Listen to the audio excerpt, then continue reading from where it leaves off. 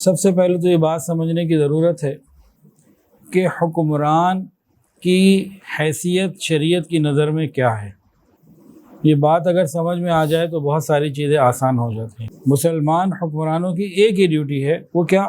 اللہ تعالیٰ کے حکم کو نافذ کرنا، بس اللہ رب العزت کے حکم کو نبی علیہ السلام کے طریقے کے مطابق نافذ کرنا۔ 1983 میں 1983 میں لیڈرشپ کی کوالٹی کے حوالے سے کچھ اصول جو ہے نا وہ متعین کیے گئے، اور یہ امریکہ میں ہوا، یو ایس اے میں، اور یو ایس آرمی نے 11 اصول مرتب کیے کہ لیڈرشپ کے اندر یہ 11 چیزیں ہونی چاہیے، بہترین لیڈرشپ ہے۔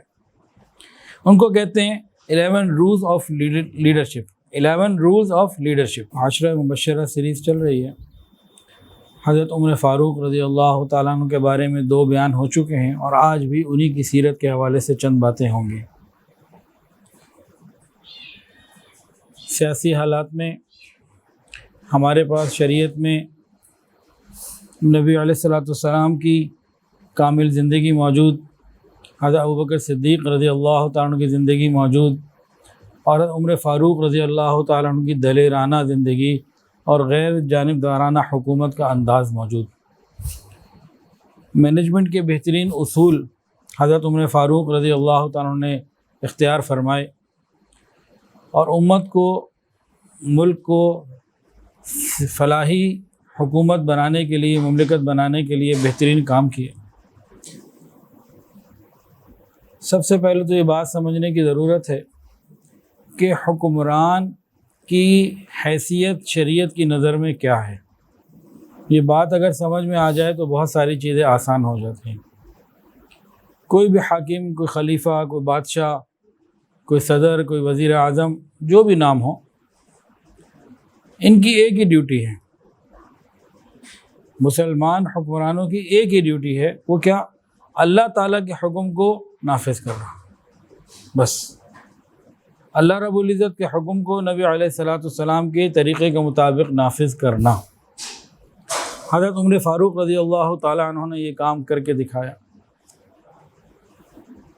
1983 میں 1983 میں لیڈرشپ کی کوالٹی کے حوالے سے کچھ اصول جو ہے نا وہ متعین کیے گئے، اور یہ امریکہ میں ہوا، یو ایس اے میں، اور یو ایس آرمی نے 11 اصول مرتب کیے کہ لیڈرشپ کے اندر یہ 11 چیزیں ہونی چاہیے، بہترین لیڈرشپ ہے۔ ان کو کہتے ہیں 11 rules of leadership. 11 rules of leadership یہ ایک ڈاکومنٹڈ چیز ہے، پکی صاف ستھری چیز ہے۔ تو اب ایک ایک اصول کو ہم پڑھتے جاتے ہیں، اور ساتھ اس کے اندر حضرت عمر فاروق رضی اللہ عنہ کی زندگی کو بھی دیکھتے جاتے ہیں کہ آپ نے ان اصولوں کے مرتب ہونے سے 1400 سال پہلے کیسے زندگی گزاری۔ یہ تو چند اصول ہیں، آپ کے اصول تو ان سے بھی زیادہ تھے، لیکن ہم موجودہ زمانے میں ان اصولوں کی بڑی دیکھتے ہیں کہ اہمیت ہے لیڈرشپ میں، مینجمنٹ میں، تو حضرت عمر فاروق رضی اللہ تعالیٰ عنہ کو ذرا ان حالات میں دیکھتے ہیں۔ آپ تو ان سے بہت زیادہ اونچی شان رکھتے ہیں۔ جن لوگوں نے یہ اصول بنائے ہیں، جن لوگوں نے، جو بھی تھنک ٹینکس ہوں گے، لاکھوں لوگوں کے اوپر تجربے ہوئے ہوں گے، پھر اصول مرتب کیے گئے ہوں گے، ان میں سے کوئی بھی یا سارے مل کے ایک حضرت عمر فاروق رضی اللہ عنہ جیسے نہیں بن سکتے۔ وہ خود بھی ایسی مثال پیش نہیں کر سکتے۔ پہلا اصول، know yourself and seek self improvement. اپنی اہلیت کو سمجھنا اور اس میں بہتری لانے کی کوشش کرتے رہنا۔ اپنی اہلیت کو، اپنی کوالٹی کو، اپنے آپ کو سمجھنا اور اس میں بہتری لانے کی کوشش کرتے رہنا۔ ہم میں سے اکثر لوگ اپنے آپ کو نہیں سمجھتے، اپنی اہلیت کو نہیں سمجھتے، اپنی پوزیشن ہی قائم نہیں کر پاتے۔ یہ لیڈرشپ کی پہلی انہوں نے جو ہے نا بنیاد رکھی یہاں سے۔ اپنے آپ کو سمجھنا، اپنے اندر اچھائی پیدا کرنے کی کوشش کرتے رہنا۔ حضرت عمر فاروق رضی اللہ عنہ کی شخصیت اپنا محاسبہ کرنے میں بھی سب سے زیادہ اپنی کمزوریوں کو بھی جانتے تھے اور اپنی کوالٹیوں کو بھی جانتے تھے، خوبیوں کو بھی جانتے تھے، اور جانتے تھے کہ مجھے کس طریقے سے زندگی گزارنی ہے۔ اسی وجہ سے وہ ہر نیک اور بڑے کام میں آگے بڑھ جایا کرتے تھے اور مثال بن جایا کرتے تھے۔ ایک مرتبہ حضرت عمر فاروق رضی اللہ تعالی عنہ نے مسجد میں لوگوں کو جمع کیا، مسجد نبی شریف پوری بھر گئی، تل دھرنے کو جگہ نہ رہی کہ آج تو شاید کوئی بڑی اہم بات حضرت عمر نے کہنی ہے۔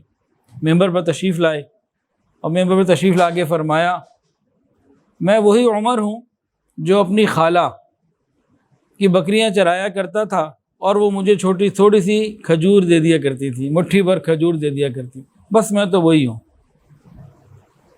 یہ کہا ممبر سے نیچے اتر گئے۔ لوگ بڑے حیران، کہنے لگے ہمیں تو آج سمجھ نہیں آئی، بلایا کیوں، یہ بات کیا کی، یہ کیا معاملہ؟ تو حضرت عبد الرحمن ابن عوف رضی اللہ تعالیٰ عنہ قریب گئے حضرت عمر کے، کہا حضرت یہ آپ نے کیا بات فرمائی، سمجھ میں نہیں آئی، ہمارے کیا فرمانا چاہتے تھے؟ انہوں نے کہا عبد الرحمن اصل میں بات یہ ہے، تھوڑی دیر پہلے میں تنہائی میں تھا، میرے دل میں خیال آیا، عمر کیا شان ہے تیری، امیر المومنین تیرا لقب ہے اور اللہ کے بعد زمین پہ اب تو ہے۔ تو جب میرے نفس کے اندر یہ بات پیدا ہوئی تو پھر میں نے اپنے نفس کا علاج کیا۔ تو اپنے آپ کو چیک کرتے رہنا۔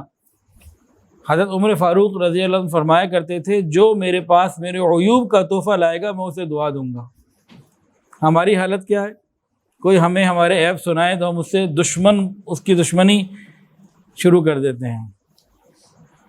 مینجمنٹ کا ایک دوسرا اصول ہے، موقع کے مطابق بہترین ڈیسیژن کرنا، جو ہے نا، موقع کے مطابق، حالات کی ضرورت کے مطابق بروقت اور فوری طور پر بہترین فیصلہ کرنا۔ Make sound and timely decisions, make sound and timely decisions. اس اصول کے تحت اگر حضرت عمر فاروق رضی اللہ عنہ کو دیکھا جائے، اللہ تعالیٰ نے ان کو زبردست فہم و فراست دی تھی، آئی کیو لیول ان کا بہت بڑا تھا، معاملے کی تہ تک بڑی جلدی پہنچ جاتے تھے، نظر ان کی بہت دور تک دیکھ لی تھی، آگے آنے والے حادثوں کو اور آگے آنے والے معاملات کو بڑی جلدی دیکھ لیا کرتے تھے۔ تقریباً 22 جگہ پر جو ان کی رائے تھی وہ اللہ رب العزت کے قرآن مجید اور وحی کے مطابق ان کی رائے ہوئی۔ کئی مثالیں ہیں اس کی، وہ پچھلے ایک بیان میں ہم کچھ ذکر کر چکے ہیں، ابھی اگلی بات کرتے ہیں۔ Make sound and timely decisions. حضرت ابوبکر صدیق رضی اللہ عنہ کا دور ہے، ایک لشکر روانہ ہوا، اس میں سینکڑوں کی تعداد میں حفاظ شہید ہو گئے، قرآن کو یاد رکھنے والے شہید ہو گئے۔ سب کو غم ہوا کہ بہت بڑا حادثہ ہو گیا، لیکن اس غم کے ساتھ ساتھ فوری طور پر حضرت عمر فاروق رضی اللہ تعالیٰ عنہ تو خلیفہ نہیں تھے، ایک دل میں خیال پیدا ہوا، اس خیال کو، اس عزم کو لے کے صدیق اکبر رضی اللہ عنہ کے سامنے گئے اور کہا، امیر المومنین خلیفۃ الرسول اللہ، آپ قرآن مجید کو کتابت کی شکل میں جس طرح آج ہمارے ہاں موجود ہے، اس طریقے سے لکھوانے کا، جمع کرنے کا اہتمام کیجئے۔ انہوں نے کہا کیا کہہ رہے ہو عمر، جس کام کو رسول اللہ صلی اللہ علیہ وسلم نے نہیں کیا ابوبکر بھی نہیں کرے گا، یہ کیسے ہو سکتا ہے میں وہ کام کروں؟ اسٹریٹ اوے منع کر دیا، نو، نہیں ہو سکتا۔ حضرت عمر فاروق رضی اللہ عنہ دلائل دیتے رہے، بار بار کہتے رہے، حتیٰ کہ حضرت ابوبکر فرماتے ہیں کہ میرے دل کو شرح صدر ہو گیا کہ ہاں عمر کی بات ٹھیک ہے۔ پھر قرآن مجید کو جمع کرنے کے لیے حضرت زید رضی اللہ عنہ کی ذمہ داری میں پوری ٹیم بنائی گئی اور برسوں کی شدید محنت کے بعد قرآن پاک کا نسخہ جمع ہوا، بڑی محنت کے بعد۔ تو وہ رائے حضرت عمر فاروق رضی اللہ تعالیٰ عنہ کی تھی، حکم حضرت ابوبکر صدیق رضی اللہ تعالیٰ عنہ کا تھا، اور محنت صحابہ کرام کی ایک جماعت کی تھی۔ تو آج ہمارے پاس قرآن مجید محفوظ ہے، یہ حضرت عمر فاروق رضی اللہ عنہ کا timely decision and sound decision, یہ پاور اللہ نے ان کو عطا کی تھی۔ اور بہت سارے ایسے فیصلے تھے، بہت سارے ایسے انیشیٹو تھے جو انہوں نے اٹھائے۔ ایک اور مثال لے لیجئے، اس زمانے میں جہاد کے لیے مجاہدین جایا کرتے تھے، چلے تو جاتے، واپسی کی کوئی ٹائم کی ترتیب نہیں ہوتی تھی، کب آنا ہے، 15 دن کے لیے، 2 مہینے کے لیے، 1 سال کے لیے، 10 سال کے لیے، واپسی کی کوئی ترتیب نہیں ہوتی تھی، جس کا جب دل چاہا آ جاتا، نہیں تو جب مرضی ہے، کوئی ترتیب نہیں تھی، حکومت کی طرف سے کوئی قانون نہیں تھا۔ حضرت عمر فاروق رضی اللہ تعالیٰ عنہ رات کو گشت کیا کرتے تھے، لوگ سو رہے ہوتے تھے، آپ جاگ رہے ہوتے تھے۔ ایک بات یاد آ گئی، ایک مرتبہ حضرت عمر فاروق رضی اللہ تعالیٰ عنہ دن میں سو رہے تھے، دن میں لیٹے ہوئے تھے۔ ایک بات یاد آ گئی، ایک مرتبہ حضرت عمر فاروق رضی اللہ تعالیٰ عنہ دن میں آرام کر رہے تھے، لیٹے ہوئے تھے۔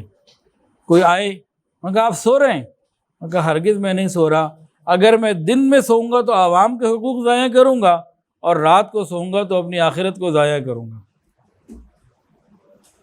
جب حکمران ایسے ہوں تو امن اور محبت اور بھائی چارے کی فضا ہوتی ہے۔ اچھا خیر، بات ہو رہی تھی کہ جہاد پہ جانے والوں کا واپسی کا کوئی شیڈیول نہیں ہوتا تھا، جس کی جب سہولت ہوتی آ جاتا، دیر سے آتا، جلدی آتا، کوئی روک ٹوک پابندی کو اصول نہیں تھا۔ یہ رات کو گشت کر رہے تھے، گشت کرتے کرتے ایک مکان کے قریب سے گزرے تو اندر ایک عورت تھی جس کا خاوند جہاد کے لیے گیا ہوا تھا، وہ گھر میں تھی کافی عرصے سے، اور خاوند کی جدائی میں کچھ ایسے اشعار پڑھ رہی تھی۔ آپ نے جب سنا تو بات کو فوری طور پر سمجھ لیا، اور پھر حضرت حفصہ رضی اللہ تعالیٰ عنہ جو ام المومنین بھی ہیں اور آپ کی بیٹی بھی ہیں، ان سے جا کے پوچھا کہ کوئی بیوی اپنے خاوند سے کتنی دیر تک دور رہ سکتی ہے، کتنی اس کے اندر ہمت ہوتی ہے؟ تو حیا والی بات تھی، بس آپ نے فرما دیا 4 اشارے سے۔ تو حضرت عمر فاروق رضی اللہ تعالیٰ عنہ نے قانون بنا دیا کہ جو بھی مجاہد سفر پہ جائے گا ہر 4 مہینے کے بعد واپس اپنے گھر میں بیوی بچوں میں آئے گا، تاکہ حیا اور پاک دامنی کی فضا جو ریاست مدینہ میں ہے یہ باقی رہے۔ نہ سفر میں دور گیا ہوا خاوند کسی گناہ میں مبتلا ہو، اور نہ پیچھے گھر میں بیٹھی عورت اس کو کوئی وسوسہ آئے اور کوئی شیطانی خیال اسے خراب کر سکے۔ یہ انیشیٹو تھا جو انہوں نے لیا۔ تیسرا اصول جو 11 رولز آف مینجمنٹ ہے، نہیں 11 رولز آف لیڈرشپ، اس کا تیسرا اصول کیا ہے؟ Set the examples, set the examples, اپنے آپ کو مثال بنا کے پیش کرنا۔ حقیقی لیڈر وہی ہوتا ہے جو اپنے آپ کو مثال بنا کے پیش کرے۔ ایک ہوتا ہے دوسرے کے اوپر تنقید کرنا، تنقید کرنے والے کو لوگ زیادہ محبت سے نہیں دیکھتے، اس کی محبت دلوں میں نہیں آ سکتی۔ ہاں، کوئی اپنے آپ کو مثال بنا کے پیش کرے، ایسا کوئی اللہ ہمیں بھی لیڈر دے، اس سے پھر لوگ دل سے محبت کریں گے۔ اب ایک پارٹی کا لیڈر دوسری پارٹی کے لیڈر کو برا کہے، وہ اس کو برا کہے، یہ عوام کے اندر محبتیں نہیں، یہ جذباتی باتیں ہیں، وقتی چیزیں ہیں۔ ہاں، کوئی مثال بنا کے پیش کرے، پھر لوگ اس کی عزت کریں گے، قدر کریں گے۔ رول ماڈل بن کے کوئی زندگی گزارے، کوئی ایسا لیڈر ہو جو قرآن و حدیث کے مطابق رول ماڈل بن کے زندگی گزارے، یہ ہے لیڈر۔ اس سے پاکستان کو ترقی ملے گی۔ اب حضرت عمر فاروق رضی اللہ تعالیٰ عنہ کیسے رول ماڈل بنے تھے؟ کئی واقعات ہیں۔ آپ کے زمانے خلافت کی بات ہے، ایک مرتبہ کہیں سے خوشبو آئی، وہ لوگوں میں تقسیم کرنی تھی، تو انہوں نے ارادہ کیا کہ اس کو تقسیم کیا جائے۔ تو ان کی اہلیہ آگے آئیں، کہنے لگی اگر آپ مجھے اجازت دے دیں امیر المومنین تو میں اس خوشبو کو خود تقسیم کر دیتی ہوں۔ فرمایا کہ تم مت کرو۔ کہا کیا آپ کو میرے اوپر کوئی شک ہے، کوئی میں گڑبڑ کروں گی، کوئی مسئلہ؟ کہا نہ، یہ بات نہیں ہے، مجھے مکمل اطمینان ہے، آپ تقسیم پورے انصاف کے ساتھ کریں گی، لیکن میرے دل میں خیال آتا ہے کہ دوران تقسیم جو خوشبو سے آپ فائدہ اٹھائیں گی، خوشبو کا فائدہ کیا ہے؟ ناک میں خوشبو جائے، خوشبو کا استعمال یہی ہے نا، اس کو کھانا تو نہیں ہوتا۔ دوران تقسیم آپ جو خوشبو کا استعمال کر لیں گی اور خوشبو کا فائدہ اٹھا لیں گی، یہ مجھے اچھا نہیں لگتا کہ میرے گھر کا کوئی بندہ یہ کام کرے۔ پھر کسی اور کو کہا کہ تم تقسیم کرو، پھر کہیں اور تقسیم کروا۔ یہ رول ماڈل بن کے دکھایا۔ بڑی مثالیں، ایک اور مثال لے لیجئے۔ آج اگر ہمیں ایسے حکمران مل جائیں، زمین جنت کا ایک نمونہ بن جائے، لیکن ایسے حکمران کب ملیں گے؟ جب ہم بھی ٹھیک ہو جائیں گے۔ اعمالکم عمالکم، جیسے تمہارے اعمال ہوں گے ویسے تمہارے حکمران ہوں گے۔ توجہ کے ساتھ سمجھنے والی بات، حضرت علی رضی اللہ عنہ کے زمانے میں کچھ فتنے آئے، کچھ مسائل کھڑے ہوئے، تو کسی نے کہا حضرت آپ کے زمانے میں اتنے فتنے آ رہے ہیں، آپ سے پہلے بھی تو حکمران گزرے ہیں، وہ تو بڑا امن کا زمانہ تھا۔ جواب سنیے سیدنا علی رضی اللہ تعالیٰ عنہ کا، فرمایا کہ ان کے مشیر ہم تھے، ہمارے مشیر تم ہو۔ جب وہ حکمران تھے ہم عوام تھے، اب عوام تم ہو گئے ہو۔ ہم لوگ سارا دن حکمرانوں کو گالیاں دیتے نہیں تھکتے، لیکن اپنے گریبان میں جھانکنا بھی پسند نہیں کرتے۔ یہ الگ بات ہے کہ ہمارے گناہوں کی، یہ دیکھیں یہ بھی دو باتیں ہیں سمجھنے کے لیے، دو اینگل۔ نمبر ایک بات، ہمارے گناہوں کی سزا ظالم حکمران ہمارے اوپر مسلط ہو گئے، لیکن اس کا یہ مطلب نہیں ہے کہ وہ اگر گناہ کر رہے ہیں اور نافرمانیاں کر رہے ہیں اور ظلم کر رہے ہیں تو وہ بری ذمہ ہو جائیں گے یہ کہہ کے کہ جیسی عوام ملی تھی ویسے ہم تھے۔ تو دونوں طرف سے جو ہے نا وہ محنت کی ضرورت ہے اور فکر آخرت کی ضرورت ہے۔ اب ایک مثال اور لیجئے، حضرت عمر فاروق رضی اللہ تعالیٰ عنہ گھر میں موجود ہیں، چراغ جل رہا ہے، رجسٹر کھلے ہوئے ہیں اور وہ کچھ کام کر رہے ہیں۔ اتنے میں دروازہ نوک ہوا، آپ نے دروازہ کھولا تو سامنے حضرت علی المرتضیٰ رضی اللہ تعالیٰ عنہ، جو آپ کے سسر بھی ہیں، نبی علیہ السلام کے داماد بھی ہیں اور عشرہ مبشرہ میں سے بھی ہیں۔ آپ نے ان کو ویلکم کیا، اندر آئے، بٹھایا، پوچھا علی بھائی کیسے آنا ہوا؟ فرمایا کہ عمر بھائی میں تو آپ سے کوئی بات چیت کرنے آیا ہوں۔ نیکسٹ کویسچن پوچھا، امور مملکت کے بارے میں، امت کے بارے میں کوئی بات کرنی ہے یا کوئی ذاتی گفتگو؟ کہ نہیں آج تو میں ویسے ہی ذرا نجی باتیں، اپنی ذاتی باتیں کرنے آیا ہوں، کوئی گورنمنٹ کی باتیں یا حکومت کے اصول معاملات نہیں اس وقت میں ڈسکس کرنے آیا ہوں۔ جب یہ بات معلوم ہے عمر کو، ادھر چراغ جل رہا تھا، پھونک ماری، چراغ بجھا دیا۔ حضرت علی رضی اللہ تعالیٰ نے پوچھا، عمر بھائی مہمان کے آنے پر چراغ جلاتے ہیں کہ بجھاتے ہیں؟ یہ کیا کیا؟ اب جواب سنیے، ایک حکمران کا، اس حکمران کا جس نے 22 لاکھ مربع میل کے اوپر حکومت کی، فرمانے لگے مجھے اور آپ کو زیب نہیں دیتا، بیت المال کا تیل جل رہا اور ہم آپس میں بیٹھ کے ذاتی گفتگو، پرائیویٹ نجی محفل سجاتے رہے۔ جب حکمران ایسے ہوں اور سیٹ دی ایگزامپل ایسے قائم کریں، لوگ ان سے ٹوٹ کے محبت کریں گے۔ پھر انہیں سوشل میڈیا ایکٹیوسٹ نہیں بنانے پڑیں گے، خود لوگ ان کے پیچھے لگیں گے۔ پھر اپنی تعریف کے لیے جھوٹے پروپیگنڈے کی ضرورت نہیں رہے گی، خود لوگ ان کے پیچھے لگیں گے۔ اپنے آپ کو مثال بنا کے پیش کریں۔ اگر ملک کے پاکستان کو ریاست مدینہ بنانا ہے تو ہم نے بھی اپنے آپ کو مثال بنانا ہوگا اور حکمرانوں نے بھی بنانا ہوگا، تب بات پوری ہوگی۔ ایک اور مثال لے لیجئے، صحابہ کرام جمع ہوئے، خلافت کا دور ہے حضرت عمر کا رضی اللہ تعالیٰ عنہ۔ کس پوائنٹ پہ جمع ہوئے؟ ان میں حضرت علی بھی تھے، چند صحابہ جمع ہوئے، کہنے لگے دیکھو بھئی امیر المومنین جو ہے نا بڑی تھوڑی تنخواہ لیتے ہیں، ان کی سیلری بڑی تھوڑی ہے، پرانا لباس ہوتا ہے، کھانے کو بھی مناسب سا ملتا ہے ذرا سا، تو ان کی تنخواہ اگر بڑھ جائے، کچھ لباس اچھا ہو جائے، بڑے بڑے لوگ ملنے آتے ہیں، اور کچھ غذا اچھی ہو جائے تو ذرا اور جسم خوبصورت ہو جائے، اور کچھ بیوی بچوں کا بھی کچھ آسانی ہو جائے۔ تو اب ہم یہ سوچ رہے ہیں کہ حضرت عمر کی سیلری بڑھا دی جائے۔ سب نے کہا ضرور بڑھانی چاہیے، اب اتنی فتوحات ہیں، ہر طرف سے خزانے آ رہے ہیں اور ہر طرف سے مال آ رہا ہے، تو ضرور ہونا چاہیے۔ اب یہ فیصلہ تو کر لیا لوگوں نے، اب ان کو جا کے کون بتائے؟ کیا بتانا ہے کہ حضرت ہم آپ کی تنخواہ بڑھانے کا فیصلہ کرنے آئے۔ کوئی ہم سے یہ پوچھے تو میرے کو پوچھنے کی کیا ضرورت تھی، پہلے ہی بڑھا دینے تھے۔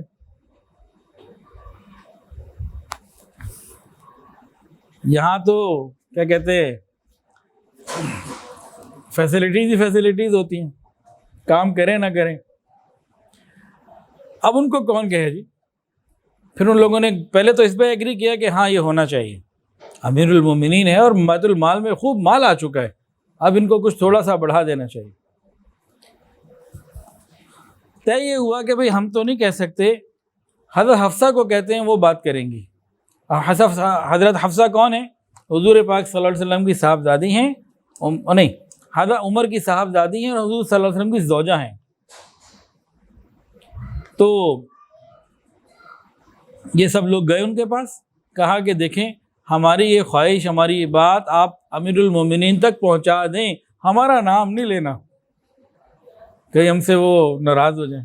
انہوں نے کہا ٹھیک ہے, نام نہیں لیتے.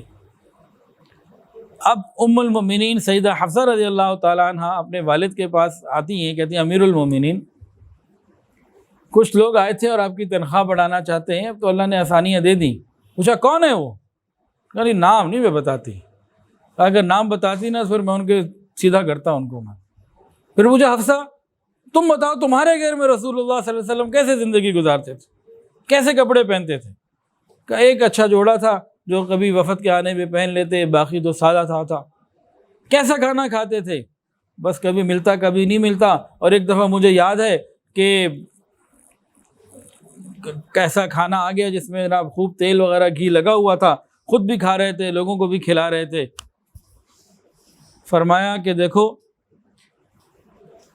میرے دوست, ہم 3 ساتھی ہیں, حضرت ابوبکر صدیق رضی اللہ تعالیٰ اور ان کے سے پہلے نبی علیہ السلام, وہ دونوں ایک راستے پر چلے اور اپنی منزل پہ پہنچ گئے. میں بھی اسی راستے پہ چلوں گا تو اس منزل پہ پہنچوں گا, راستہ اگر بدل گیا تو منزل بھی بدل جائے گی. اور آگے فرمایا حفصہ میں تنخواہ کیسے زیادہ لے لوں؟ وقت کا حکمران کہہ رہا ہے کہ میں تنخواہ کیسے زیادہ لے لوں؟ کیا معاشرے کا ہر بندہ اتنا کچھ کھا لیتا ہے جو میں کھا لیتا ہوں؟ جب تک ہر بندے کی انکم بڑھ نہیں جاتی عمر کو یہ زیب نہیں دیتا کہ اپنی تنخواہ میں اضافہ کروائے, یا تو سب کی بڑھے تو پھر میری بھی بڑھ جائے. یہ ہے تیسرا, سیٹ دی ایگزامپلز. تو دوسروں کو برا بھلا کہنا, اس سے محبت عوام کی نہیں ملتی. ہاں اپنی ذات کو نمونہ بنا کے پیش کرنا. آج دیکھیں نا 1400 سال گزرنے کے بعد بھی ہم کیا دعا کرتے ہیں, یا اللہ ہمیں حضرت عمر جیسا حکمران عطا فرمائے. آخر کوئی تو بات ہے نا اس پوائنٹ میں. چوتھا اصول, know your people and look out for their well being. یہ ایک عجیب بات ہے. اپنے بندوں کی, اپنی رعایا کی, اپنے ساتھیوں کی, اپنی عوام کی ضروریات کو جانو اور ان کی بہتری کے لیے کوشش کرتے رہو. اس میں بھی بڑے واقعات ہیں. حضرت عمر فاروق رضی اللہ تعالیٰ عنہ عوام کے حالات جاننے کے لیے, معلوم کرنے کے لیے راتوں کو گشت کیا کرتے تھے اندھیرے میں. کیا عجیب وقت تھا, عوام میٹھی نیند سو رہی ہوتی اور حکمران ان کی خدمت کے لیے, ان کی خبر گیری کے لیے راتوں کو جاگ رہے ہوتے تھے. یہ وہ واقعات ہیں جو ہم کتابوں میں پڑھ یا سن نہیں سکتے, اپنی زندگی میں شاید ہی ہم نہ دیکھ سکیں. لیکن ایک وقت آنے والا ہے جب یہ سب کچھ ہوگا, یہ ساری چیزیں واپس لوٹ کر آئیں گی. کوئی بتا سکتا ہے کب آئیں گی؟ امام مہدی. ایک جواب. دوسرا جواب حضرت امام مہدی. 2 جواب. تیسرا جواب امام مہدی.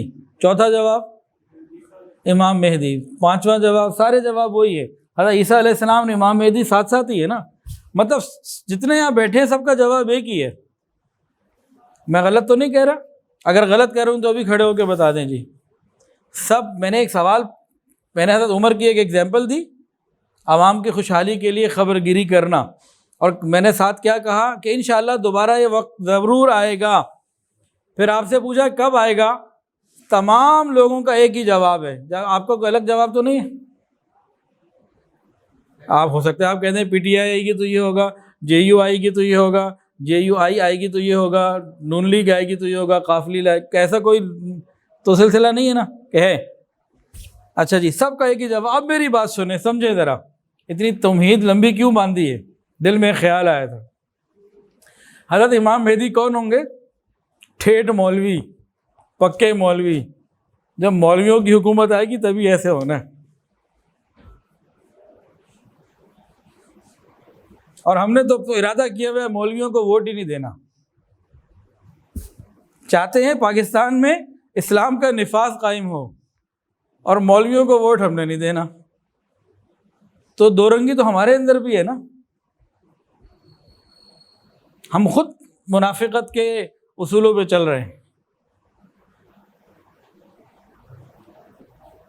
ایک اللہ والے سے نے ایک وکیل صاحب نے آ کے پوچھا، جنگ کے جو شیخ الحدیث ہیں مولانا حبیب اللہ صاحب، پوچھا کہ امام مہدی کس مسلک کے ہوں گے؟ حنفی ہوں گے، شافعی ہوں گے، مالکی ہوں گے، کیا ہوں گے؟ ان کا مسلک کون سا ہوگا؟ وہ تو چھیڑنے کے لیے پوچھا کہ بھئی تیرا پوچھیں ان سے کیا کہتے ہیں۔ انہوں نے فرمایا کہ وہ کچھ بھی ہوں گے وہ مولوی، تمہیں مولویوں سے ہی نفرت ہے، تمہیں مولوی نہیں پیٹ مولوی نہیں سمجھ آتے۔ تو بہرحال یہ وقت پھر آئے گا، لیکن تبھی آئے گا جب صحیح مولویوں کی حکومت آ جائے گی پورے طریقے سے۔ بہرحال چلیں اب ہم واپس آتے ہیں اس پوائنٹ کے اوپر کہ اپنے بندوں کی، اپنی رعایا کی ضروریات کو جانتے رہنا، خبر گیری کرتے رہنا، ان کی بہتری کے لیے کوشش کرتے رہنا۔ Know your people and look out for their well-being۔ اچھا جی، اس میں بھی کئی واقعات ہیں۔ ایک واقعہ تو یہ ہے، حضرت عمر فاروق رضی اللہ تعالیٰ عنہ ایک رات کو نکلے، تو آج سوچا ذرا باہر نکلتے ہیں، تو تھوڑا دور نکل گئے شہر سے باہر، صحرا کی طرف ایک خیمہ لگا ہوا تھا۔ ایک شخص کو دیکھا جو باہر خیمے کے باہر بیٹھا ہوا ہے، اکڑوں حالت میں نا۔ اس سے جب خیریت لی، اس نے کہا میں صحرا سے آیا ہوا ہوں اور دور سے آیا ہوں۔ بھئی کیوں آئے ہو؟ کہ امیر المومنین کے پاس جاؤں گا، کچھ کہوں گا مہربانی کریں میرے اوپر، کچھ خیال کریں۔ تو اندر سے کچھ آواز آ رہی تھی، پوچھا اندر سے آواز کیسی ہے؟ کہا کہ میری بیوی ہے اور لیبر پین ہے، تو یہ موقع ہے۔ انہوں نے حال احوال لیے، سیدھا اپنے گھر گئے، اپنی بیوی کو کوئی نام بتائے، 1000 روپے انعام لے جی۔ حضرت ام کلثوم بنت علی رضی اللہ تعالیٰ عنہ، حضرت عمر جو ہیں حضرت علی کے داماد، اور حضرت علی کون ہیں؟ حضرت عمر کے سسر ہیں۔ تو حضرت ام کلثوم رضی اللہ تعالیٰ عنہ بنت حضرت علی رضی اللہ تعالیٰ عنہ، ان کے پاس گئے، کہا ایک نیکی کرو گی؟ کہ جی۔ تفصیل بتائی کہ جی آپ چاہیں تو میں خدمت کے لیے تیار۔ ان کا گھر سے سامان نکالو۔ پھر اس وقت جو عورت کو ضرورت کی چیزیں ہوتی ہیں وہ لی انہوں نے، اور کچھ کھانے پینے کا سامان لیا، چیز تیار ہو گئی، اپنی کمر پہ لادا اور چل پڑے تیزی سے۔ بیوی پیچھے پیچھے چلتی چلی جا رہی ہے۔ وہاں پہنچ گئے، پہنچنے کے بعد بیوی کو تو کہا اپنی ام کلثوم رضی اللہ عنہ کو کہ بھئی آپ تو اندر جائیں، اور خود اس کے ساتھ بیٹھ گئے۔ کچھ ہانڈی تھی وہاں پہ، کچھ کھانے پینے کا سامان تیار کرنے لگے، اور جو لکڑیاں جلانے کے لیے پھونکے مار رہے، ان کی داڑھی جو ہے نا دھوئیں سے بھر گئی۔ اب وہ جناب تیاری ہو رہی ہے، اب اندر وہ ہیں، یہ اپنا کھانا پکا رہے۔ تھوڑی دیر کے بعد کسی چھوٹے بچے کے رونے کی آواز آئی۔ یہ لوگ متوجہ ہوئے اندر کی طرف، آواز کی طرف، تو اندر سے ایک آواز آئی حضرت عمر فاروق رضی اللہ عنہ کی بیوی کی، امیر المؤمنین اپنے دوست کو مبارکباد دے دیجئے، اللہ نے بیٹا دیا ہے۔ اب وہ امیر المؤمنین کا لفظ سن کے جو بندہ تھا نا وہ تو ہل کے رہ گیا کہ یہ کیا ہوا میرے ساتھ۔ وہ ڈر گیا ہیبت کی وجہ سے، اس کے تو تصور میں بھی نہیں تھا۔ میں کہا بھی تسلی رکھو، کچھ پریشانی کے بعد جہاں تھے بیٹھے وہیں بیٹھے رہو۔ مبارکباد دی اور کہا صبح آنا میرے پاس تو تمہارے لیے انشاءاللہ العزیز انتظام کر دیں گے، اور اپنی بیوی کو کہا آ جاؤ باہر، جزاک اللہ، اور اس کے بعد یہ حضرات واپس آ گئے۔ ایسے بڑے واقعات ہیں، اور سنا دوں ایک کہ رہنے دوں؟ اسی طرح ایک رات کا واقعہ تھا، چلتے چلتے پہنچے، یہ اس زمانے کی بات ہے جب وقت کے حکمران راتوں کو جاگ کر عوام کا خیال کیا کرتے تھے، اور ایسے حکمرانوں کو آج بھی لوگ دعائیں بھی دیتے ہیں، ان سے محبت بھی کرتے ہیں، اور ایسے حکمران آج بھی مانگتے ہیں۔ یہ کیا تھا کہ انہوں نے کچھ کر کے دکھایا عوام کی خدمت کی۔ تو کیا ہوا، سفر میں تھے، جا رہے تھے، تو ایک جگہ جب گئے تو دیکھا ایک عورت ہے، وہ اپنے بچوں کے پاس بیٹھی ہوئی ہے اور کچھ تیار ہو رہا ہے ہانڈیا کے اوپر، بچے رو رہے ہیں۔ اس سے پوچھا بھئی کیا بات ہے، بچے روتے کیوں ہیں؟ میں نے کہا بھوکے ہیں، کھانے کو کچھ ہے نہیں۔ یہ کیا پک رہا ہے؟ کہا پانی میں نے ڈالا ہوا ہے اندر، خالی، اندر تو کچھ بھی نہیں ہے۔ بھائی یہ تھوڑی دیر میں روتے روتے سو جائیں گے، میری رات گزر جائے گی، میرے پاس تو کوئی حال نہیں ہے، کچھ بھی نہیں ہے میرے پاس۔ اور بچے ادھر رو رہے ہیں، بھوک سے بے حال ہیں۔ حضرت عمر فاروق رضی اللہ تعالیٰ عنہ فوری طور پر واپس پلٹے، بیت المال گئے اپنے غلام اسلم کے ساتھ، اور وہاں جا کے کچھ گھی نکالا، کچھ شہد نکالا، کچھ اس طرح آٹا وغیرہ کچھ چیزیں نکالی، ایک بڑی بوری تیار ہو گئی وزنی۔ کہا اسے میری کمر پہ لاد دو، غلام نے کہا اسلم نے کہ حضرت میں غلام ہوں نا، میں اٹھاؤں گا، دور جانا ہے، شہر سے باہر پیدل جانا ہے، میں حاضر۔ کہ قیامت کے دن بھی عمر کا بوجھ تو اٹھائے گا؟ قیامت کے دن عمر کا بوجھ تم اٹھاؤ گے؟ نہیں، میری کمر پہ لا دو۔ امیر المومنین ہیں، ایک غریب عورت کے لیے بیت المال سے انہوں نے سامان سر پہ کمر پہ لادا، اور اس کے بعد شہر کو کراس کرتے کرتے بہرحال وہاں پہنچے۔ جب وہاں پہنچ گئے، اس عورت کو کہا کچھ پکاؤ۔ اس کو جب چیزیں ملی اس نے ہنڈیا میں ڈالیں، اور حضرت عمر فاروق رضی اللہ عنہ ہنڈیا کو تیز کرنے کے لیے نیچے لکڑیوں کو جلانے کے لیے بھی کوشش کرتے رہے، وہ اپنا تیاری کرتی رہی۔ اب غلام اسلم نے کہا حضرت واپس چلیں، ضرورت پوری ہو گئی ان کی، اب واپس چلے کہ نہیں ٹھہر جاؤ گے؟ اب وہ کھانا پک رہے ہیں، آپ انتظار کر رہے ہیں، امیر المومنین ہیں۔ کھانا پکنے کے بعد بچوں کو کھانا دیا، ان کا اب تو چلیں، اب تو بچوں کو کھانا دے دیا کہ ٹھہر جاؤ، صبر کرو، ابھی بھی نہیں جانا۔ اب بچے کھانا کھا رہے ہیں، حضرت عمر فاروق رضی اللہ تعالیٰ عنہ ان غریب بچوں کو کھانا کھاتے ہوئے دیکھ رہے ہیں۔ کھانا کھانے کے بعد جب بچوں کے پیٹ میں جب کھانا کھانے کے بعد جب بچوں کا پیٹ بھر گیا، آپس میں کھیلنے لگے، دوڑنے لگے، خوش ہونے لگے۔ حضرت عمر دیکھتے رہے اور پھر کہا اب چلو۔ جب واپس چلنے لگے پوچھا اسلم تمہیں معلوم ہے میں کیوں رکا تھا؟ جی حضرت بتا دیجئے۔ فرمایا کہ میں نے اپنی آنکھوں سے انہیں روتے ہوئے دیکھا تھا، میرا دل کیا میں اپنی آنکھوں سے انہیں خوش ہوتا ہوا بھی دیکھوں۔ جب حکمران ایسے ہوں کہ عوام کے لیے یہ دل رکھتے ہوں، یہ درد رکھتے ہوں، عوام ان کے لیے دعائیں کیسے نہ دیں؟ اللہ کے یہاں ان کا مقام کیسے بلند نہ ہو؟ پانچواں اصول، keep your workers informed. Leadership کا پانچواں اصول کیا ہے؟ Keep your workers informed. اپنے ماتحتوں کو اپنی پالیسی سے، دستور سے مکمل طور سے باخبر رکھنا۔ جو آپ کے ماتحت ہیں، آپ کے کارکن ہیں، آپ کے ساتھی ہیں، ان کو اپنی پالیسی سے باخبر رکھنا۔ بہت سے لیڈرز ایسے ہوتے ہیں کہ وہ اپنی پوری پالیسی جو صحیح بات ہوتی ہے وہ لوگوں کو پوری انفارمیشن دیتے ہی نہیں۔ حضرت عمر فاروق رضی اللہ تعالیٰ عنہ کی مبارک عادت یہ تھی، جن کو بھی خلیفہ بناتے تھے وقتاً فوقتاً خطوط کے ذریعے ان کو احکامات جاری کرتے رہتے، حالات کی خبر گیری لیتے رہتے، اور دو چیزیں ان کی ہوتی تھیں، what to do, what not to do, کیا کیا کرنا ہے اور کیا کیا نہیں کرنا، یہ دونوں فہرستیں جاتی رہتی تھیں، یہ معاملہ چلتا رہتا تھا۔ یہ دونوں باتیں بتانے کی ضرورت ہوتی ہے۔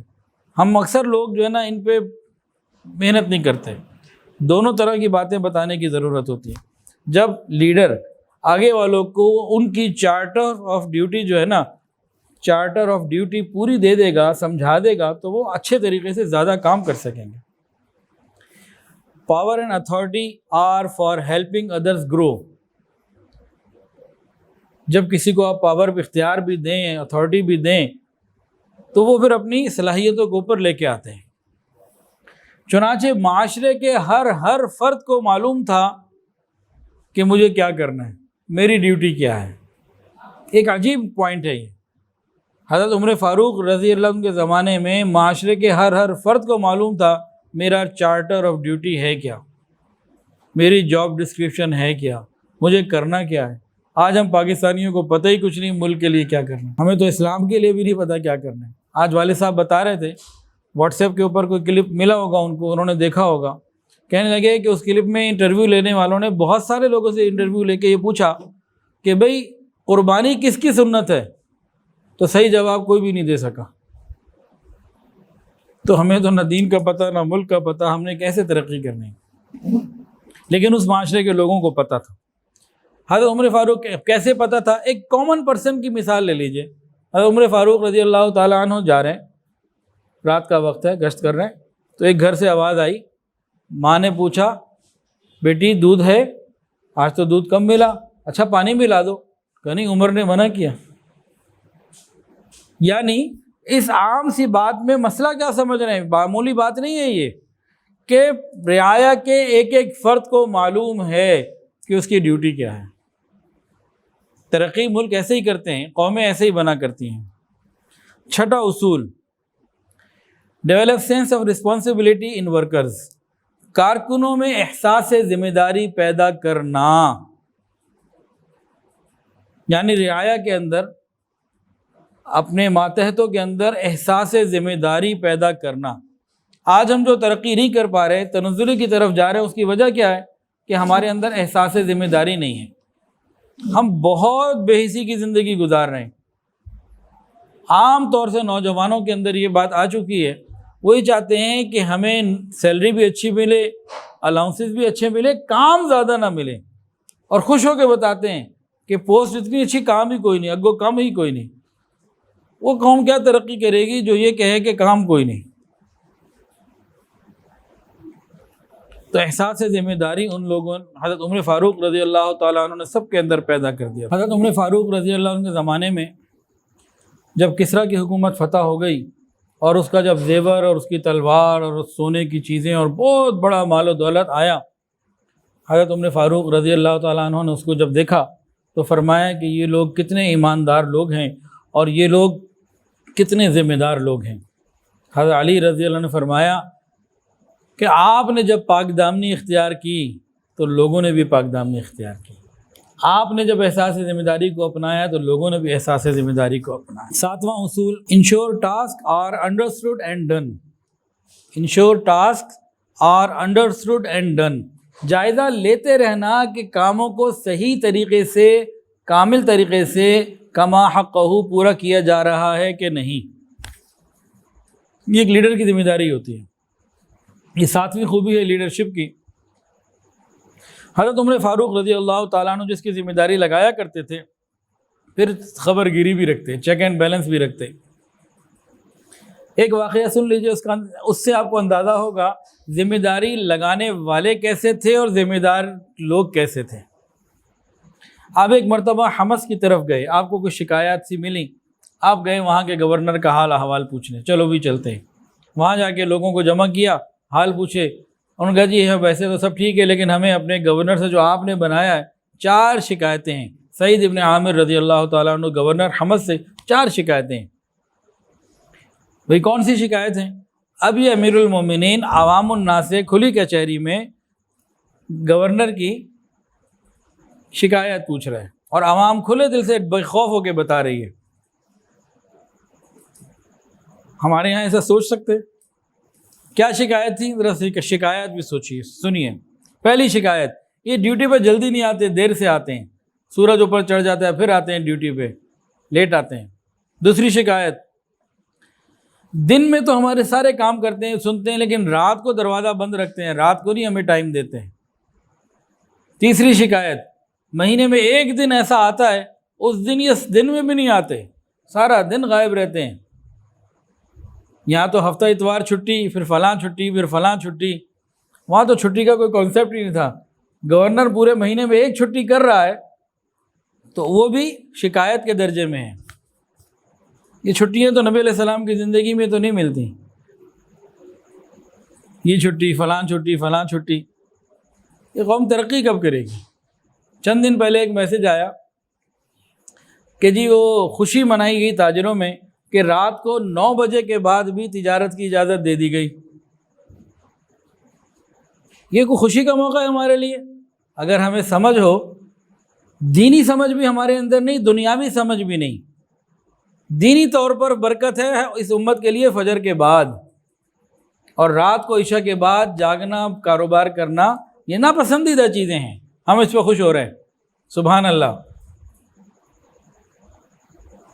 یا انا للہ پڑھ لیجئے انا للہ و انا الیہ راجعون۔ اور میں آپ کو چائنا کی بات سناؤں، اب تو میں کافی عرصے سے بیانات کی وجہ سے یہ ٹرسٹ کی اتنی مصروفیات اور ذمہ داریاں آ گئی ہیں، اب امپورٹ کے لیے میں خود نہیں جاتا، ورنہ پہلے 1999 سے لے کے 2011 تک مختلف ملکوں میں، چائنا بھی، دبئی بھی، سنگاپور بھی، کوالالمپور اور ملیشیا بھی، تو مستقل جاتا۔ چائنا تو میں سال میں 4 دفعہ، 4 دفعہ بھی جاتا رہا، ہانگ کانگ اور مختلف جگہ جاتا تھا، اب نہیں جا پاتا۔ تو چائنا میں ایک شہر ہے، اس کے اندر ایک مارکیٹ ہے، بہت بڑی مارکیٹ۔ اس مارکیٹ کو دیکھنے کے لیے 15-20 دن شاید چاہیے، فوتیان اسے کہتے ہیں۔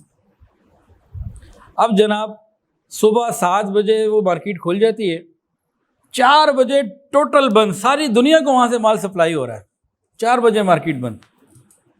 پھر وہاں معلوم ہوا چائنا کے ایک شہر میں کہ یہاں نائٹ مارکیٹ بھی ہے۔ شروع کی بات ہے، یہ کوئی 2004-05 کی بات ہوگی، تو میں نے سوچا چلو کچھ گھر والوں کے لیے کوئی گفٹ وغیرہ لیتے ہیں، نائٹ مارکیٹ چلتے ہیں۔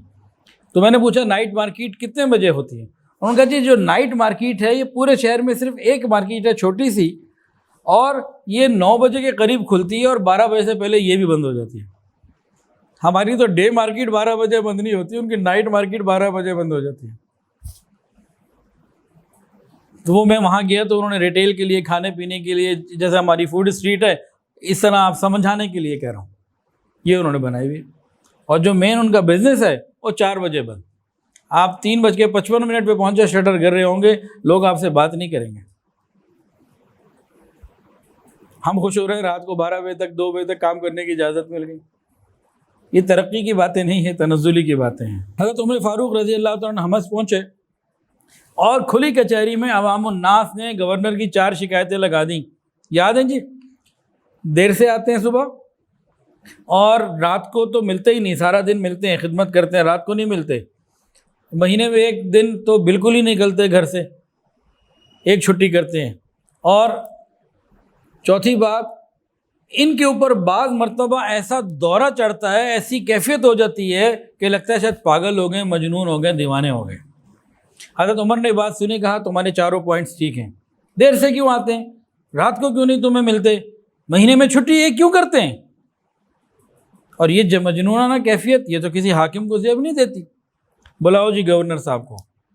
اب کھلی کچہری ہے، گورنر صاحب کے ساتھ عوام کھڑی ہے، ہاں بھائی ایک ایک کر کے ان سے دوبارہ پوچھے کہ بھائی دیر سے کیوں آتے ہو؟ انہوں نے کہا حضرت میرے پاس ایک ہی جوڑا ہے، پہلا سوال دیر سے کیوں آتے ہو؟ کہا حضرت نہ گھر میں کوئی خادم ہے نہ خادمہ، کوئی کنیز نہیں، میں اور میری بیوی بچے ہیں، تو گھر کے کام کاج، کوئی آٹا گوندنا، کوئی اور کام، وہ سارے کام بیوی کے ساتھ مل کے کر رہا ہوتا ہوں، اس لیے آتے آتے تھوڑی دیر لگ جاتی ہے۔ لوگ بڑے حیران ہوئے، یہ گورنر ہے وقت کا۔ حضرت عمر بھی بڑے خوش ہوئے جواب سے، بھئی رات کو کیوں نہیں آتے؟ کہا حضرت سارا دن میں نے ان کی خدمت کے لیے رکھا ہوا ہے، سارا دن ان کی خدمت کرتا ہوں، رات کو میں نے رب کے لیے رکھا ہوا ہے، میں رات کو مصلی پہ سوار ہوتا ہوں، یعنی رات کو میں عبادت کر رہا ہوتا ہوں، رب کے حضور ہوتا ہوں، تو دن میری مخلوق کے لیے اور رات میری خالق کے لیے۔ لوگ بھی خوش ہوئے، عمر بھی خوش ہوئے۔ مہینے میں 1 دن چھٹی کیوں کرتے ہیں آپ گورنر صاحب؟ مہینے کی 1 چھٹی کی اجازت آپ کو کس نے دی ہے؟ ریاست مدینہ میں تو چھٹی نہیں ہے۔ تو جواب دیا کہ میرے پاس ایک ہی جوڑا ہے، اس کو دھوتا ہوں، پھر سوکھنے کا انتظار کرتا ہوں، دن گزر جاتا ہے، میرے پاس تو کپڑے ہیں ہی نہیں زیادہ۔ لوگ بھی حیران، حضرت عمر بھی خوش اور حیران۔ یہ آپ کو کیا ہوتا ہے جی، ایک دن اچانک کبھی کبھی آپ کو دورہ پڑ جاتا ہے، یہ کیا ہے؟ حضرت عامر ابن سعید رضی اللہ تعالیٰ نے اس کا بڑا عجیب جواب دیا، کہا امیر المومنین، میرے اسلام لانے سے پہلے جب میں مکہ میں تھا تو حضرت خبیب رضی اللہ تعالیٰ عنہ کو مشرکین مکہ نے اذیتیں پہنچائیں اور ان کو شہید کیا، سولی پہ چڑھایا، اس وقت میں وہاں موجود تھا۔ مشرکین مکہ نے، میں خود اس وقت مشرکین مکہ میں سے تھا، مشرکین مکہ نے ان سے پوچھا خبیب تم کیا اس بات کو پسند کرتے ہو کہ تمہاری جگہ آج حضور ہوتے؟ کہا کیا کہہ رہے ہو بدبختو، میں تو اس بات کو بھی گوارا نہیں کرتا کہ نبی علیہ السلام کے پاؤں میں کانٹا چبھے میری اس تکلیف کے بدلے، مجھے یہ تکلیف پھر بھی قبول ہے، وہاں کانٹا کو چبھنا مجھے پھر بھی قبول نہیں۔ اور پھر مشرکین مکہ نے ان کو بے دردی سے شہید کر دیا۔ تو بس میرے دل میں کبھی وہ خیال آتا ہے تو یہ تڑپ جاتا ہوں کہ اس گناہ کی اگر قیامت کے دن پوچھ ہو گئی میں کیا کروں گا، میں ان کی مدد نہیں کر سکا، میں نے اس وقت ان کی مدد نہیں کی، دشمنوں میں شامل تھا۔ تو جب یہ خیال آتا ہے کہ یہ گناہ اگر قیامت کے دن میرا معاف نہ ہوا تو میرا کیا بنے گا۔ حضرت عمر فاروق رضی اللہ تعالیٰ عنہ اپنے گورنر کے ان 4 جواب سے خوش ہو گئے، مطمئن ہو گئے، عوام بھی خوش ہو گئی اور ان کی گورنری بھی باقی رہی۔ 8واں اصول، train as a team, team making ہونی چاہیے۔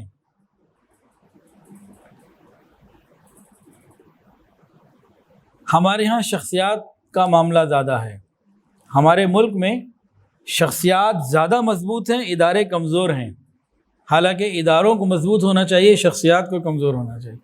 ہمارا مزاج کچھ اور ہے۔ ٹیم میکنگ ہونی چاہیے، اداروں کو مضبوط کرنے کی ضرورت ہے، ہر قسم کے ادارے کو اصول و ضابطے کے مطابق۔ اصول ضابطہ کون سا؟ جو قرآن و حدیث کا ہے۔ جو اچھے لیڈر ہوتے ہیں اپنی قوم کو وہ ٹیم پیش کیا کرتے ہیں۔ حضرت عمر فاروق رضی اللہ تعالیٰ عنہ صحابہ کرام کی تربیت کرتے، اپنے ساتھیوں کی تربیت کرتے، ٹیم میکنگ کے اوپر ان کی بھرپور توجہ تھی۔ ایک ایک کو مختلف کاموں میں بھیجتے، حالات پوچھتے، پھر اس کو سمجھاتے۔ ایک ٹریننگ کا ایک مستقل پروسیس تھا۔ ایک مشہور واقعہ ہے، ایک مرتبہ چند صحابہ کرام ایک مکان میں بیٹھے ہوئے تھے، مکان ذرا صاف ستھرا تھا، بڑا تھا، آپس میں بیٹھے ہوئے تھے۔ حضرت عمر نے کہا کہ یار بات سنو بھائی، ایسا کرو ہر آدمی اپنی اپنی دل کی تمنا بیان کر دے۔ تو ایک نے کہا حضرت میرے دل کی تمنا یہ ہے کہ پورا مکان مال سے بھرا ہوتا اور سارا مال میں اللہ کے راستے میں تقسیم کر دیتا۔ دوسرے نے کہا کہ میرا دل تو یہ کرتا ہے کہ اتنا اچھا یہ کھلا مکان ہے، اللہ جنت میں مجھے کھلا مکان عطا فرمائے۔ تو سب لوگوں نے مختلف باتیں کی، اپنی رائے اپنی تمناؤں کا اظہار کیا۔ کسی نے پوچھا حضرت آپ کی بھی تو کوئی تمنا پتہ لگے نا۔ فرمایا کہ میرا دل یہ کرتا ہے یہ اتنا بڑا مکان حذیفہ جیسے بنے ہوئے بندوں سے بھرا ہوا ہو اور میں اس کو پوری دنیا میں کام کے لیے ان لوگوں کو بھیجوں۔ تو ٹیم میکنگ جو ہے نا یہ بڑی ضروری ہے۔ جو آدمی اکیلے زندگی گزار گیا، اچھی زندگی گزار گیا اور آگے ٹیم نہیں بنا سکا، یہ پھر ادھورا کام ہے۔ مزہ تو یہ ہے کہ آپ ایسی زندگی گزاریں، بامقصد زندگی ہو اور پیچھے آپ کے جانے کے بعد کوئی پوری ٹیم ہو جو اس مقصد کو لے کے آگے چل رہی ہو۔ یہ ہے زندگی، یہ ہے لیڈرشپ۔ 9واں اصول، یوزفل کیپیبلٹی آف آرگنائزیشن، قوانین کا نفاذ کرنا۔ حضرت عمر فاروق رضی اللہ تعالیٰ نے اس معاملے میں تو بھائی بڑے سخت ہیں، بہت سخت سے مراد دیکھیں، کسی بھی ادارے کو اچھے طریقے سے چلانے کے لیے 2 اصول۔ پہلا اصول افراد پر نرمی اور دوسرا اصول اصولوں پر سختی۔ ہم کیا کرتے ہیں؟ الٹا کر لیتے ہیں، افراد پر سختی کرتے ہیں، اصولوں میں نرمی کر لیتے ہیں، یہی مار کھاتے ہیں۔ حضرت عمر فاروق رضی اللہ تعالیٰ نے قانون بنائے، اصول بنائے، اس پہ نرمی کبھی نہیں کی۔ کئی واقعات ہیں، سنا دوں جی۔ آپ نے احتساب کا نظام قائم کیا۔ جب کسی کو گورنر بناتے نا تو اس کو پہلے اصول بتاتے کہ تم ترکی گھوڑے پہ سوار نہیں ہوگے، قیمتی لباس نہیں پہنو گے، چھنا ہوا آٹا نہیں کھاؤ گے، اپنے دروازے پہ دربان نہیں کھڑا کرو گے، عوام کے لیے تمہارے دروازے ہر وقت کھلے رہیں گے۔ ان کو بتایا کہ تم نے عام زندگی کی طرح گزارنی ہے، زندگی عام آدمی کی طرح، اور ان کے اثاثہ جات نوٹ کیے جاتے۔ غیر معمولی اضافہ ہوتا تو جو ان کی نیب ہے نا وہ پھر کسی کی گردن نہیں چھوڑتی تھی۔ جو ان کا احتساب کا نظام تھا، انہوں نے بیت المال کا نظام قائم کیا عوام کی سہولت کے لیے کہ زیادہ سے زیادہ عوام کو کم سے کم وقت میں بہتر سے بہتر سہولت مہیا کی جائے، یہ اس کا مقصد تھا۔ پھر بک کیپنگ سسٹم انہوں نے بنایا، رجسٹر بنانا، چیزوں کو نوٹ کرنا، تفصیل بنانا۔ 15 ہجری میں انہوں نے یہ قائم کیا اور 16 ہجری میں انہوں نے اسلامک کیلنڈر ایجاد کیا، یہ بھی ان کا کارنامہ۔ اور انصاف کے اندر تو عجیب عجیب ان کی مثالیں ہیں جی۔ ایک گورنر تھے،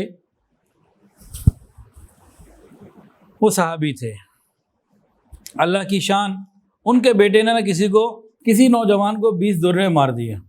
کسی بات کے اوپر بات چیت ہوئی اور غصے میں آ کے 20 درے مار دیے اور کہا میں تو بڑے عزت والے لوگوں کی اولاد ہوں، ابن الاکرمین ہوں، میں تو بڑی عزت والے لوگوں کی اولاد ہوں۔ وہ نوجوان جو تھا نا وہ سیدھا مدینہ آیا، حضرت عمر کے پاس آ کے کہنے لگا کہ جی آپ کے فلاں گورنر صاحب کے بیٹے نے مجھے 20 درے مارے ہیں۔ ہم کو تو غصہ آیا، فوری طور پر جو ہے نا آپ نے ان کو بلا لیا، وہ گورنر صاحب بھی آ گئے، بیٹا بھی آ گیا، اور اس کو کہا کہ 20 درے اس بیٹے کو لگاؤ۔ جب 20 درے لگائے گئے نا واپسی پہ بدلے میں، کہا یہ ہے نا ابن الاکرمین، یہ ہے نا عزت والوں کا بیٹا، لگاؤ اسے۔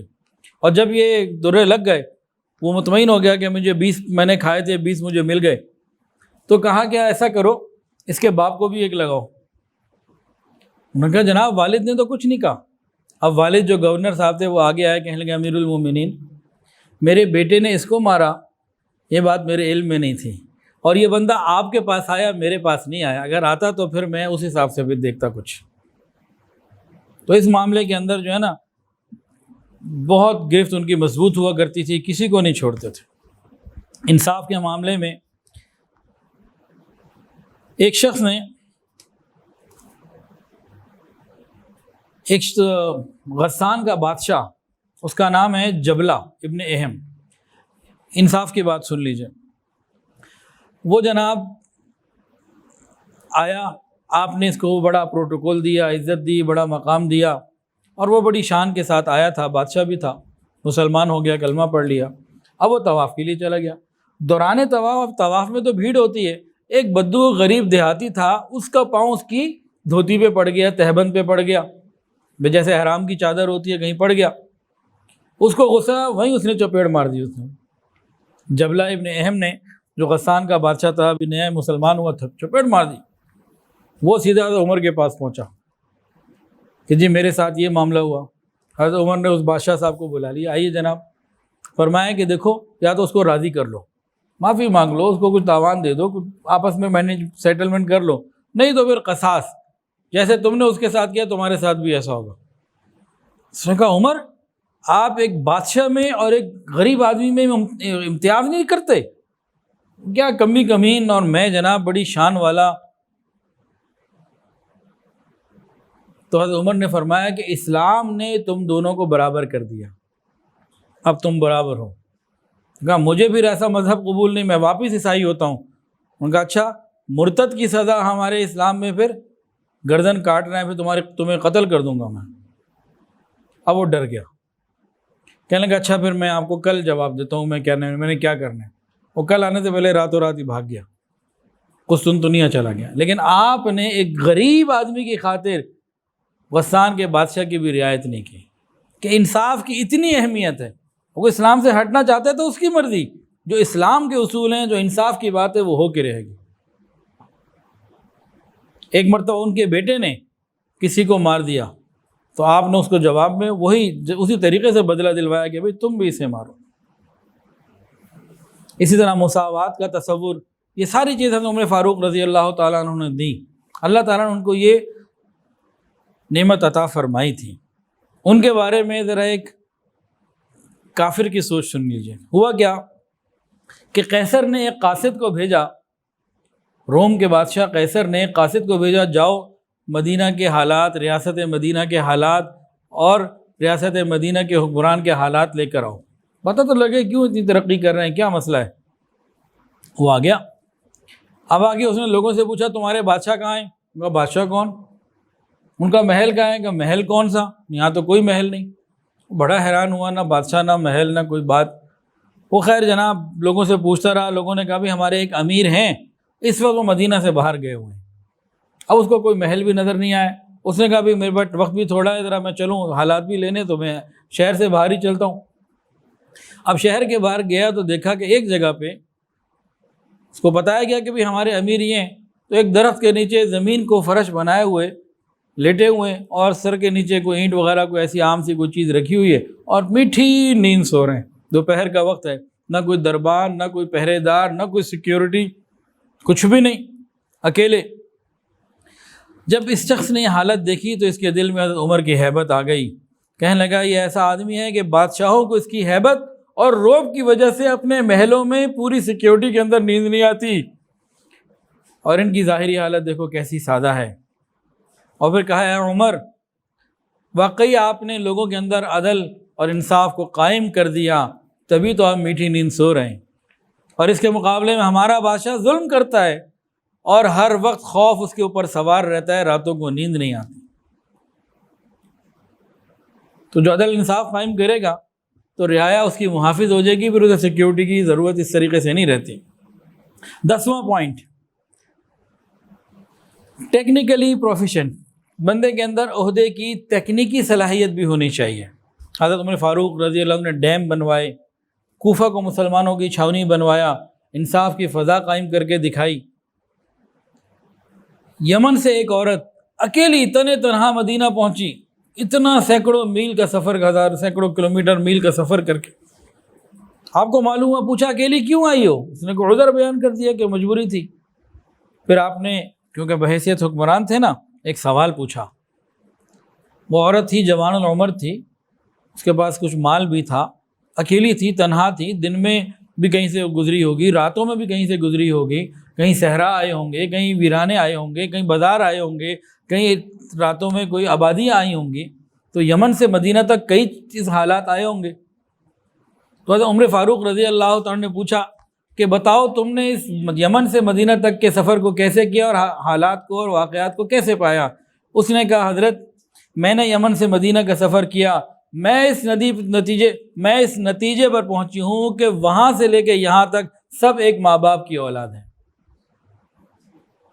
اور 11واں اور آخری اصول، seek responsibility and take responsibility of your actions, اپنی ذمہ داریوں کو سمجھنا اور اپنی ذمہ داری اپنے سر پر لینا، دوسروں کے سر پر نہ ڈالنا۔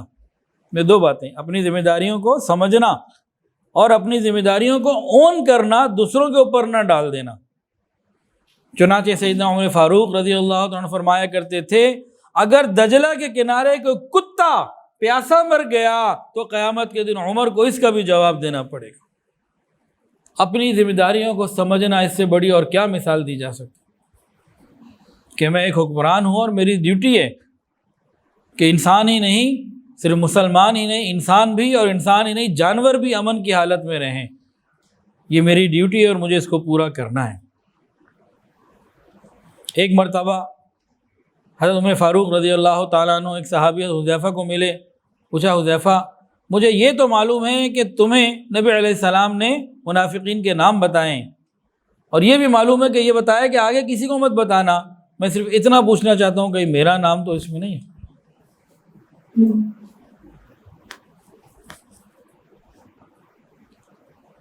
کہ اتنا اس حد تک احساس ذمہ داری اور ہر چیز کی ذمہ داری کو اون کرنا۔ آج ہمارے کیا ہوتا ہے، ٹرین کا حادثہ ہو گیا، وہ فلاں کی ذمہ داری، فلاں سے پوچھو کہتا ہے فلاں کی ذمہ داری، اس سے پوچھو اس کی ذمہ داری۔ کوئی بندہ اپنی ذمہ داری قبول نہیں کرتا۔ وہ کیا کہتے ہیں، دجلہ کے کنارے کتا بھی پیاسا مر جائے تو میں ذمہ دار، اور ہم ایک دوسرے کو بلیم دے کے فارغ ہو جاتے ہیں۔ تو اللہ تعالیٰ سے دعا ہے اللہ تعالیٰ ہمیں حضرت عمر فاروق رضی اللہ تعالیٰ عنہ جیسی حکومت عطا فرمائے، ایسے حکمران عطا فرمائے۔ واقعات تو اتنے دل کرتا ہے کہ اس سلسلے کو بھی اور لے کے چلیں، تو ایک واقعہ اور عرض کر لیتا ہوں، پھر انشاءاللہ دعا کرتے ہیں۔ حضرت عمر فاروق رضی اللہ تعالیٰ عنہ کی زندگی میں قصاص، بدلہ لینے کا، انصاف کا ایک عجیب و غریب واقعہ جو شاید آپ پہلی دفعہ سنیں، اور اگر پڑھا ہوگا تو یقیناً پڑھا ہوگا، لیکن بہرحال بہت ہی عجیب واقعہ ہے۔ حضرت ابو موسیٰ اشعری رضی اللہ عنہ صحابی رسول ہیں، بڑے مجاہد ہیں، بڑے درجے کے صحابی ہیں، اور حضرت عمر اور حضرت ابو موسیٰ دونوں دوست ہیں، بڑا آپس کا قریبی گہرا تعلق ہے، بڑا شدید تعلق ہے۔ یہ جہاد پہ گئے ہوئے تھے، اللہ نے مسلمانوں کو فتح عطا فرمائی۔ بعد میں مال غنیمت جب تقسیم ہو رہا تھا، ایک ایسا مجاہد جو بڑے جذبے اور ولولے کے ساتھ لڑا تھا، اس کو جب مال غنیمت اس کے حصے کا دیا گیا تو وہ کہنے لگا نہیں میرا اور بنتا ہے، مجھے اور چاہیے۔ حضرت موسیٰ اشعری رضی اللہ عنہ نے فرمایا بھی تیرا اتنا بنتا ہے، انہوں نے کہا نہیں میرا اور بھی بنتا ہے۔ اس طرح کی کوئی بات ہوئی، اب اس نے کچھ مس بہیو کیا، کیا ہوا، کچھ ایسا موقع بنا کہ حضرت ابو موسیٰ اشعری رضی اللہ تعالیٰ عنہ نے اس کو 20 درے لگوائے اور اس کو حلق بھی کروا دیا، سر مونڈ دیا، بال منڈوا دیا۔ کوئی ایسی نوبت آ گئی، بات چیت یہاں تک بڑھ گئی، حضرت ابو موسیٰ اشعری رضی اللہ تعالیٰ عنہ نے 20 درے لگوائے اور حلق بھی کروا دیا، سر گنجا کروا دیا۔ اس بندے نے پتہ کیا کیا، مجاہد نے زمین سے اپنے سارے بال سمیٹے، بال سمیٹ کے ڈالے بیگ میں، اور سیدھا وہاں سے نکل کے مدینہ آیا۔ اب مدینہ میں ہے تو عمر فاروق رضی اللہ عنہ کے سامنے آئے، لوگ بیٹھے ہیں، اس نے جناب بیگ سے جناب بال نکالے اپنے سر کے اور یہ ان کے سینے پہ دے مارے، لوگوں کے سامنے تو عمر کے سینے پہ دے مارے۔ اب حضرت عمر فاروق رضی اللہ تعالیٰ عنہ نے پوچھا یہ کیا ہے، کیا کر رہے ہو؟ اس نے کہا حضرت پورا واقعہ سنایا کہ میں جہاد میں شریک تھا اور مجھے انہوں نے حق نہیں دیا اور میرے ساتھ یہ معاملہ کیا۔ اب حضرت عمر فاروق رضی اللہ تعالیٰ عنہ نے امیر لشکر، یہ ایک عام سا نوجوان جس کا نام بھی کتابوں میں نہیں لکھا، صحابی رسول بھی نہیں، وہاں بھی ہو سکتا ہے اس نے کچھ مس بیہیو کیا ہو، یہاں امیر المومنین کے ساتھ کیا کیا آگے اس نے، ایک عام سا آدمی۔ جب آپ نے ساری بات سنی تو آپ نے فوری طور پر ایک حکم جاری کروایا اپنے دوست امیر لشکر حضرت ابو موسیٰ اشعری رضی اللہ عنہ کے لیے کہ تم نے جو اس کے ساتھ کیا ہے یہ انصاف کے خلاف ہے، اگر تم نے تنہائی میں کیا ہے تو اس کو کہو تمہیں تنہائی میں 20 درے بھی مارے اور تمہارے سر کے بال بھی حلق کرے، تمہیں گنجا کرے، اور اگر تم نے لوگوں کے مجمع میں یہ کیا ہے تو میں عمر تمہیں یہ حکم دیتا ہوں تم لوگوں کے مجمع میں بیٹھو، یہ لوگوں کے مجمع میں تمہیں 20 درے مارے اور تمہیں گنجا بھی کرے۔ جب عدل انصاف کی ایسی بات ہوتی ہے تو پھر عزت اور حکومت، پھر اس کے لیے ووٹوں کی ضرورت نہیں رہتی، پھر لوگ دل سے قدر کیا کرتے ہیں۔ یہ حضرت عمر فاروق رضی اللہ عنہ کی باتیں ہیں، یہ وہ عمر ہیں کہ جب ان کو حکمران بنایا گیا تو حضرت ابوبکر کے پاس لوگ گئے، کہنے لگے اے آپ نے کس کو اپنا خلیفہ بنا دیا ہے، کیا آپ کو ان کی سختی کا پتہ نہیں ہے؟ آپ کے آخری وقت آ گیا، اللہ کے پاس جانے، اللہ کو کیا جواب دیں گے؟ حضرت ابوبکر صدیق رضی اللہ تعالیٰ نے فرمایا کہ میں اللہ کو جواب دوں گا، اللہ میں نے لوگوں میں سب سے بہتر کو تیرے بندوں کا ذمہ دار بنا دیا۔